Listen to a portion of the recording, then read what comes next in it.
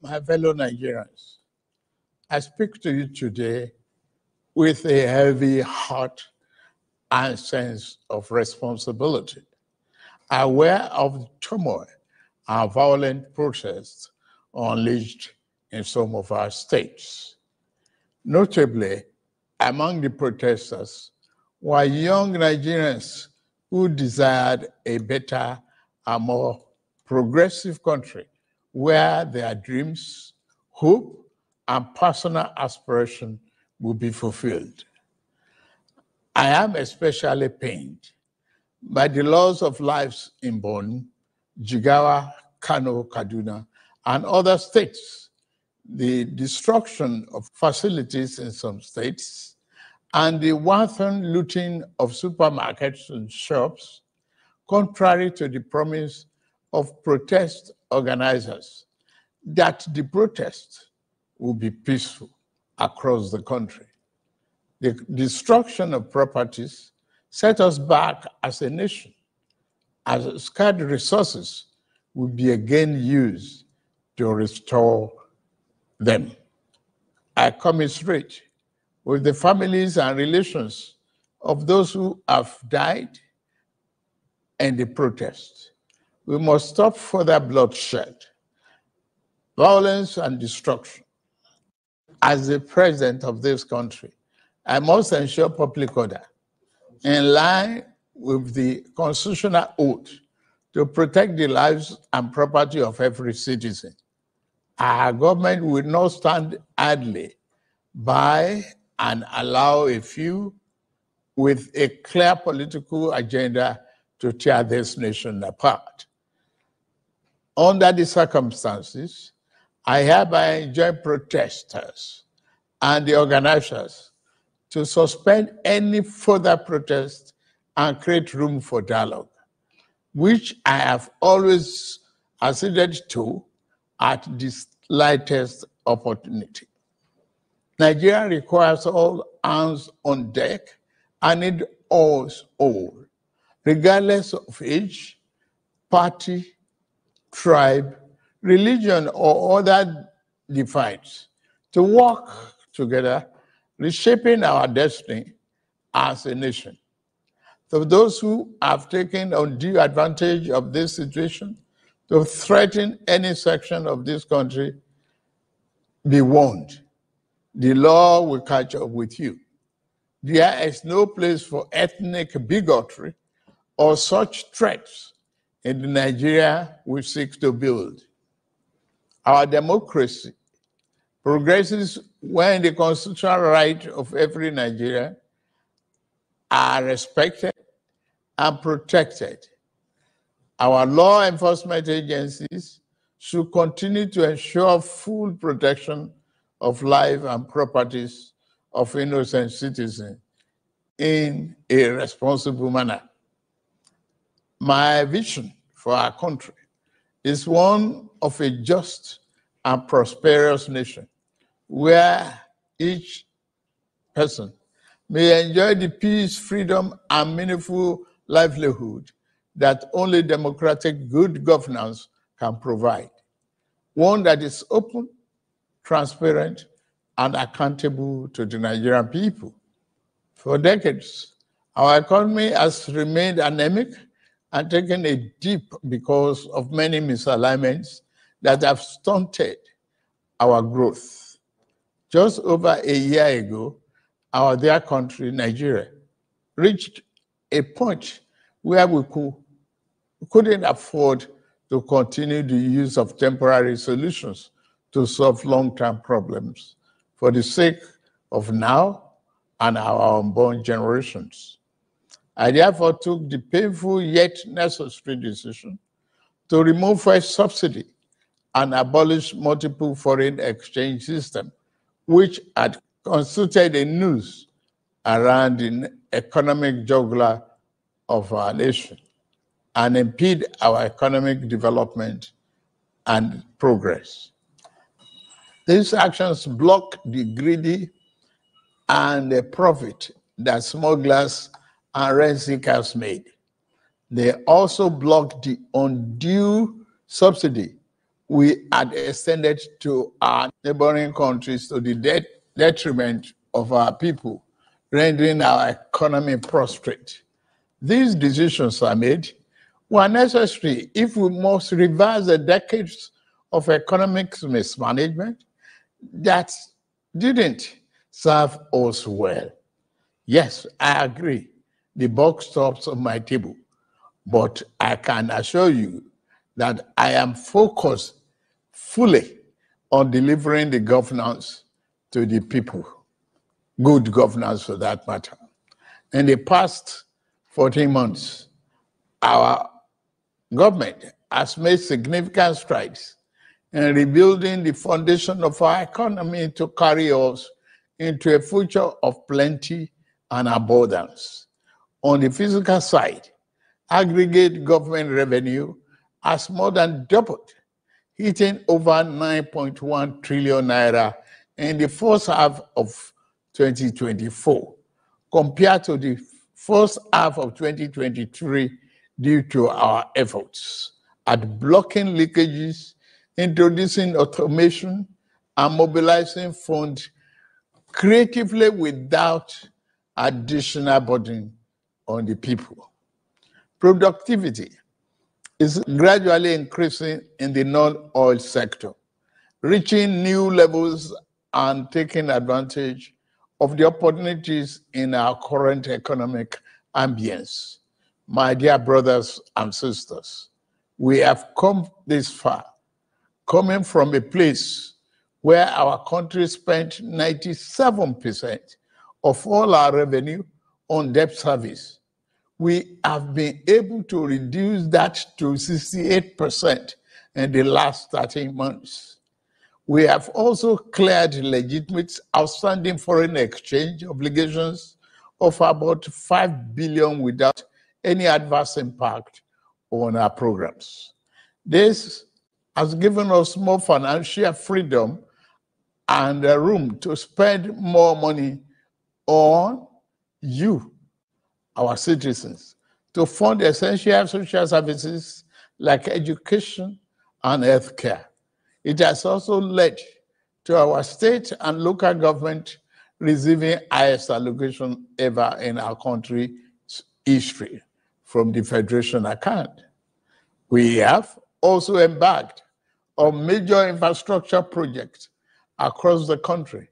We are working to complete inherited projects critical to our economic prosperity, including roads, bridges, railways, power, and oil and gas development.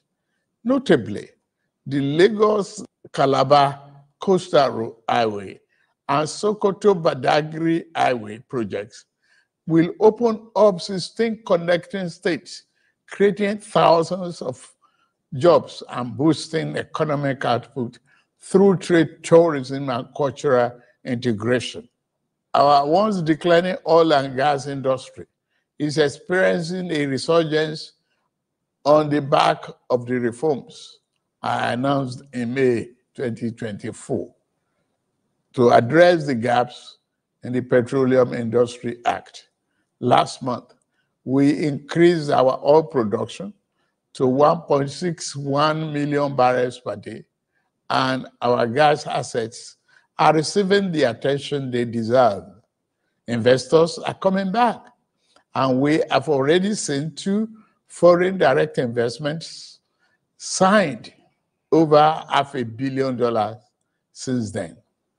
Fellow Nigerians, we are a country blessed with both oil and gas resources, but we met a country that had been dependent solely on oil-based petrol, neglecting its gas resources to power the economy. We were also using our hard-earned foreign exchange to pay for and subsidize the use. To address this, we immediately launched our compressed natural gas initiative, CNG, to power our transportation economy and bring us down. This will save over 2 trillion naira a month being used to import PMS and AGO and free up our resources for more investment in healthcare and education. To this end, we'll be distributing 1 million kits of extremely low or no cost to commercial vehicles that transport people and goods and who currently consume 80% of imported PMS and AGO. We have started the distribution of conversion kits and setting up of conversion centers across the country in conjunction with the private sector. We believe that this CNG initiative will reduce transportation costs by approximately 60% and help to curb inflation. Our administration has shown its commitment to the youth by setting up the student loan scheme. To date, 45.6 billion has already been processed for payment to students and their respective institutions. I encourage more of our vibrant youth population to take advantage of this opportunity. We established the Consumer Credit Corporation with over 200 billion to help Nigeria to acquire essential products without the need for immediate cash payment, making life easier for millions of households. This will consequently reduce corruption and eliminate cash and opaque transactions. This week, I ordered the release of an additional 50 billion naira, each for NEL Fund, the student loan, and credit corporation for the proceeds of crime recovered by the EFCC. Additionally, we have secured $620 million under the Digital and Creative Enterprises, IDICE, a program to empower our young people, creating millions of IT and technical jobs that will make them globally competitive. This program, including the 3 million technical talent scheme, unfortunately, one of digital centers was vandalized during the protests in Kano. What a shame. In addition, we have introduced the Skill Up Artisans Program, SUPER, the Nigerian Youth Academy, NIA, and the National Youth Talent Export Program, NATIP. Also, more than 570 billion has been released to the 36 states to expand livelihood support to their citizens, while 600,000 nano businesses have benefited from our nano grants. An additional 400,000 more nano businesses are expected to benefit. Furthermore, 75,000 beneficiaries have processed to receive our 1 million micro and small business single-digit interest loans starting this month. We have also built 10 MSME hubs within the past year, created 240,000 jobs through them, and 5 more hubs are in progress, which will be ready by October this year.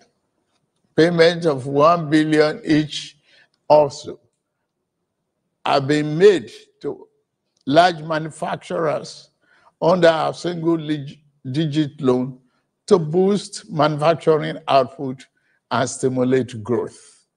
I signed the national minimum wage into law last week, and the lowest earning worker will now earn at least 70,000 naira a month.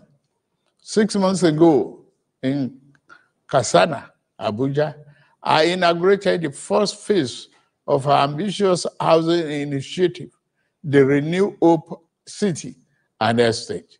This project is the first of 6 we have planned across the nation's geopolitical zones.